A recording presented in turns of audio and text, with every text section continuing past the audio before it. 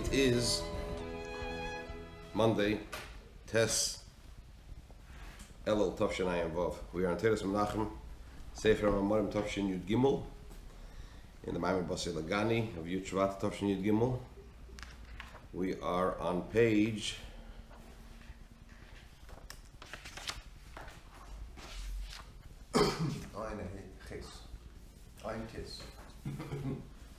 we're on page Ayin Tes, correct. The Rebbe is explaining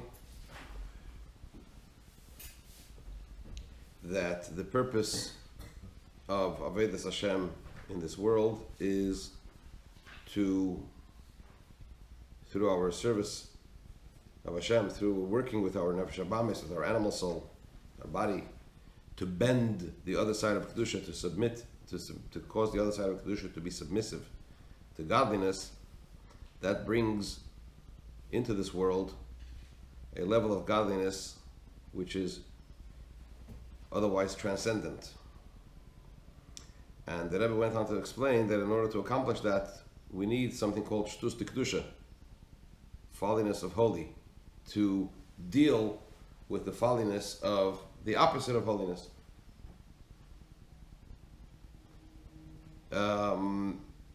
Because it's only when there is this spirit of folly, the opposite of Kedusha, the opposite of holiness, that a person can actually commit a transgression. Because a Jew, in his own right, innately, cannot commit a transgression. And he brought from the Zohar.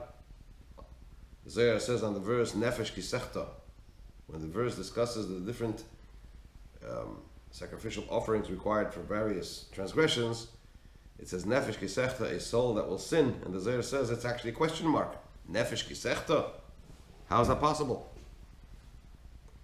And it's only because of this Ruach Shtus.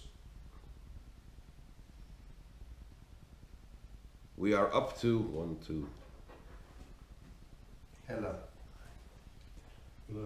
about 11 lines from the top. Halfway through the 8th line.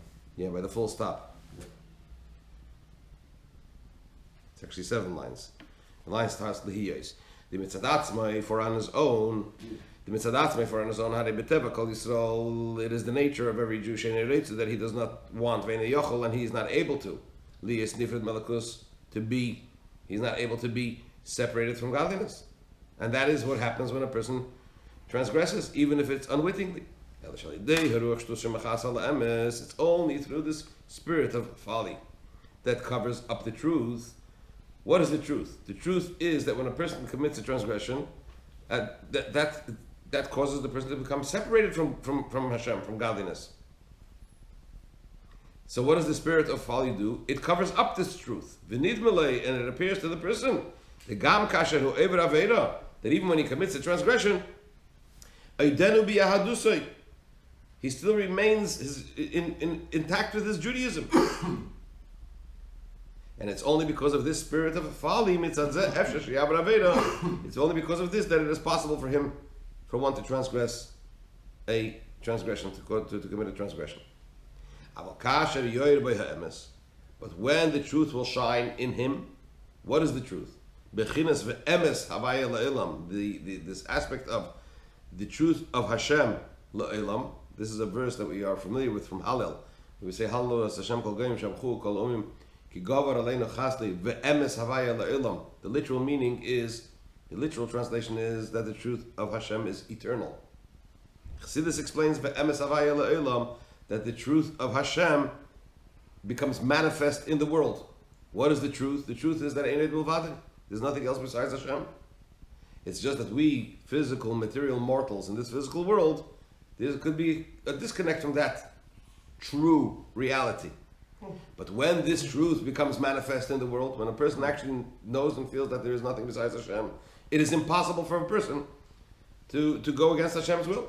So when this level, this aspect of Emes Havaya La'elam, that the truth of Hashem becomes manifest and present in the world, or within the person, it's then that the person feels that through a transgression, even if it's a rabbinic prohibition as opposed to a biblical one. And even if it's v'diktuk kal shel divrei sofrim, if it's a small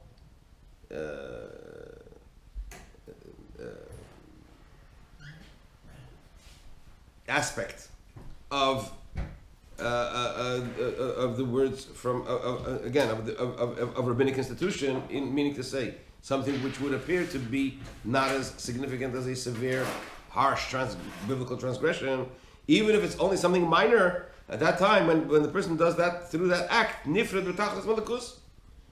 If a person is conscious and mindful of the fact that the emes havaya le'elam, that the truth of Hashem is manifest and present, that einid mulvadet, there's nothing besides Him, that even the slightest transgression against His will causes him, he understands that through that he becomes separated completely from godliness.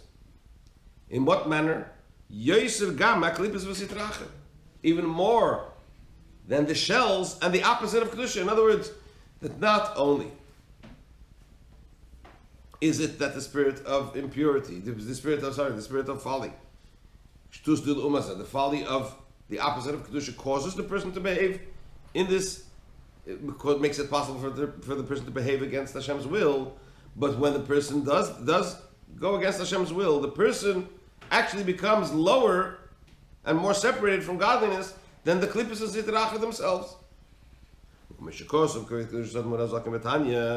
As the Alter Rebbe writes in Tanya, that the person that transgresses Hashem's will is worse and is lower than the impure beasts, the impure animals, not kosher animals, etc. Why? Because those impurities, that's the way they were created. They're not changing their function, their task. They're not changing their roles. And even though these impurities are not mindful of that fact, but nevertheless, their source above, does see and is mindful and aware of that fact, why they were created and for what purpose they were created. And that's what they do. And therefore, what's the situation with man? By man, and it's because of this fact that concerning a person, a human being, where the image of Hashem is not removed from upon his face, animals, beasts cannot rule over him. Animals, as Hashem said to Noach when he instructed him to leave the teva, he said, exit the teva, and he gave him instructions what to do. Exit the ark. He told him to procreate and to inhabit the world. And he says, and your fear and your dread will be upon all the beasts of the land. Meaning to say that a human being who behaves properly, beasts are afraid of him.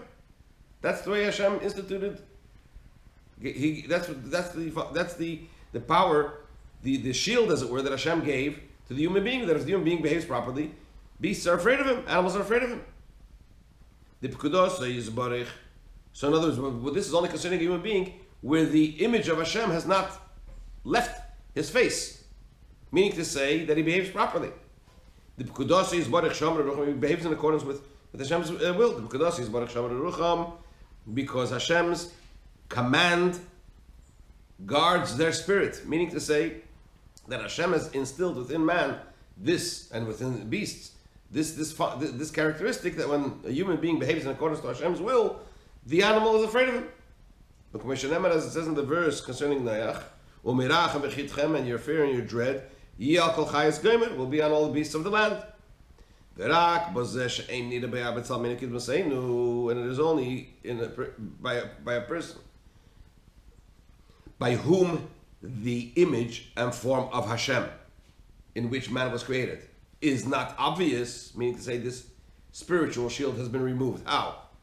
Through a person's transgressions against Hashem's will. Only concerning such a human being, the beasts are able to have some rule over that human being, etc.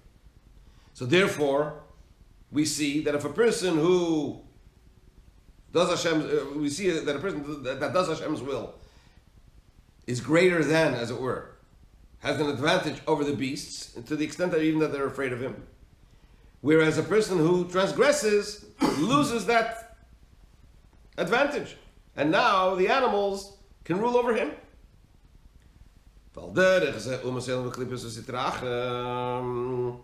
So too it is concerning the nations of the world and klippus sitrach, those aspects that are the shells on the opposite side of kedusha, they do not transgress Hashem's will. But rather they refer to Hashem as the God of gods. The Heim Emrim, if you remember, we learned in one of the previous Mamarim, in the Maim, well, not previous chronologically, but we learned the famous Maimon of the Rebbe, the Yom Ashteyosar Yom of Yidalef Nisan Tov Shalav Aleph, where the Rebbe goes into a whole discussion. In fact, we also learned it in one of the Mamarim previously, where the Rebbe goes into a whole discussion about referring to Hashem as Elokod Elokaya, the God of gods, whether it's idolatry or it's not idolatry, right? So the Gemara says that at least at some period there were nations that referred to Hashem as the God of gods. So the Rebbe over here says that that's not considered a transgression against Hashem's will. For a Yid to believe, that's called Shituf. Shituf means partnership. For a Yid to believe that there is a partner to Hashem, that's idolatry. Other nations can believe in partnership, right? And it would be, according to some opinions, the opinion that Rebbe mentions over here, it would not be considered adultery. It's not a straightforward. We had a long discussion about this. The Rebbe discussed it at length in one of the Mamarim that we learned. But the consensus basically is that it would not be considered what? Idolatry. Right? Even as long as they refer to Hashem as God, it's not idolatry.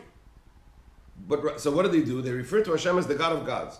The Heim Emrim, they say, Shegam Lahem Yesh Shlita Memshala. That also they, in other words, Hashem's partners, as it were, the stars or the hosts, also have some rulership, some power.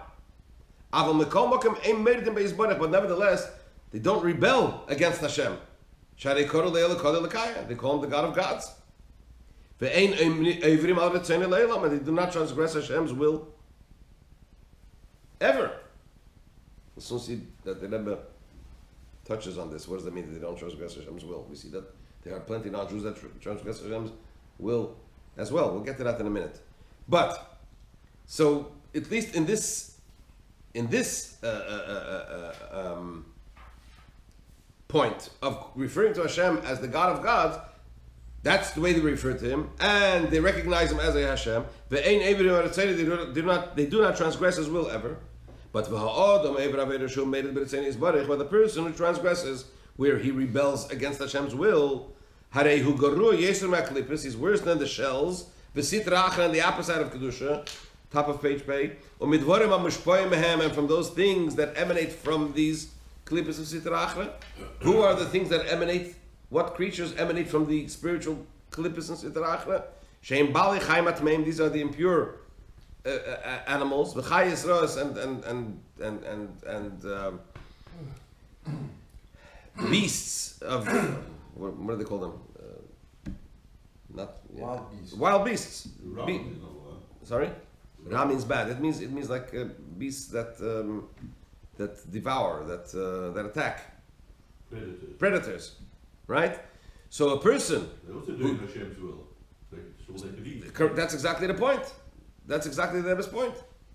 That they do Hashem's will. That's the way they were created. A person who transgresses Hashem's will is worse than them. Lower than them. To such an extent that even a mosquito who has the characteristic that ingests but doesn't expel, kodmoch, says the Talmud, when a person does against Hashem's will, what is said to him is that even a mosquito precedes you, meaning to say that the mosquito fulfills its natural function and doesn't stray from that. And the human being who transgresses Hashem's will lowers himself to such an extent that he becomes even lower than the lowest meaningless creature that Hashem created. And now the Rebbe is going to go into a discussion about this idea of Elokod Elokaya, the God of gods, if that doesn't constitute transgressions of Hashem's will, and he'll discuss this more length. The Mitzvah Hashem continue tomorrow.